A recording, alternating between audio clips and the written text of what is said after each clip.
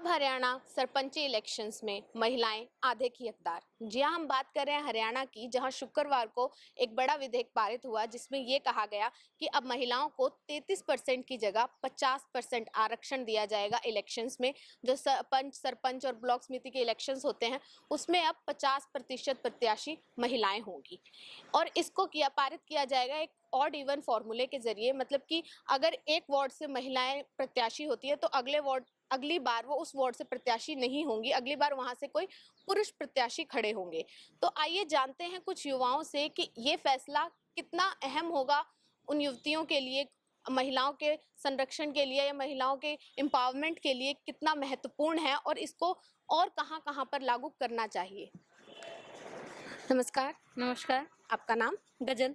गजल, आपने जैसे अभी विधेयक पारित हुआ उसमें ये कहा गया कि अब 50% महिलाओं को आरक्षण दिया जाएगा जो भी इलेक्शन होंगे पंच सरपंच के, तो उस पर आपके क्या विचार हैं? क्या यह फैसला सही है या कितना अहम होगा आज की महिलाओं के लिए?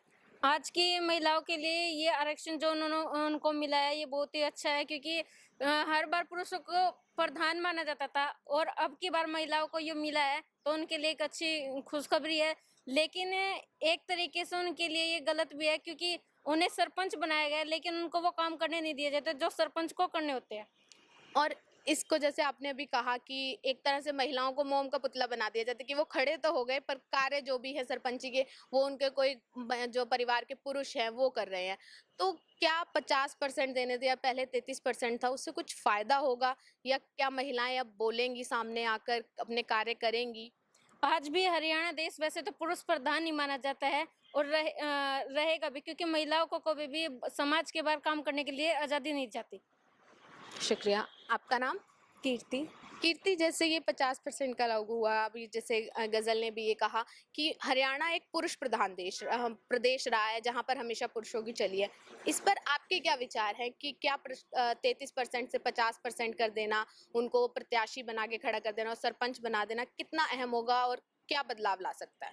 देखो, जब वुमेंस की बात आती है, क्योंकि अब जैसे पहले 33% था, इंडिपेंडेंसी में हमेशा वुमेंस का नाम सबसे आगे आना चाहिए, क्योंकि सबको पता है पुरुष प्रधान देश के चलते एक महिला को भी अगर इंडिपेंडेंट बनना है तो उसको थोड़ा सा उसके लिए भी कुछ करना होगा। अब जैसे 50% से जो आरक्षण मिल रहा है बहुत अच्छी बात है। इससे क्या होगा कि कहीं ना कहीं समानता भी देखने को मिल रही है और जो लड़ाई झगड़े जो होते हैं कि हमें खड़े होने का मौका नहीं मिल रहा, कोई कि एक सेवा करने का मौका नहीं मिल रहा, तो इसमें सबको समान हक होगा तो बहुत अच्छा तो है। अब जैसे ये फैसला हरियाणा प्रदेश है, पहला प्रदेश बना है जिसने इतना बड़ा फैसला लिया है, तो क्या अब हमें ये फैसला किसी और बड़े लेवल पे, चाहे लोकसभा के इलेक्शंस होते हैं, विधानसभा के इलेक्शन होते हैं, क्या वहां पर भी ये चीजें होनी चाहिए? बिल्कुल, ये समानता बहुत ज़रूरी है, चाहे वो किसी भी पद के चुनाव के लिए हो, ये समानता बहुत ज़रूरी है। मतलब होना चाहिए कि महिलाओं को भी वही अधिकार मिलना चाहिए जो पुरुषों को है, कि वो भी अपने खड़ा हो सकें और लड़ सकें। मतलब हमें लोकसभा में भी और विधानसभा में भी बदलाव देखने ज़रूरी हैं, होने चाहिए। जैसे कि हमने युवाओं से बात की, उनकी राय यही थी कि महिलाओं का जो उनको एम्पावरमेंट दिए जा रही है कि 50% अब आरक्षण दे दिया गया है इलेक्शंस में, ये ज़रूरी है और बड़े लेवल पर भी होना चाहिए।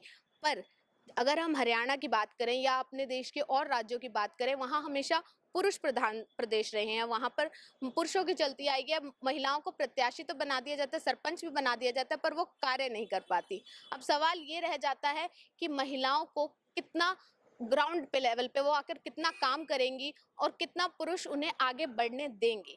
इसी के साथ कैमरा पर्सन दीप के साथ मैं रूपल, एसीपी न्यूज़ पानीपत।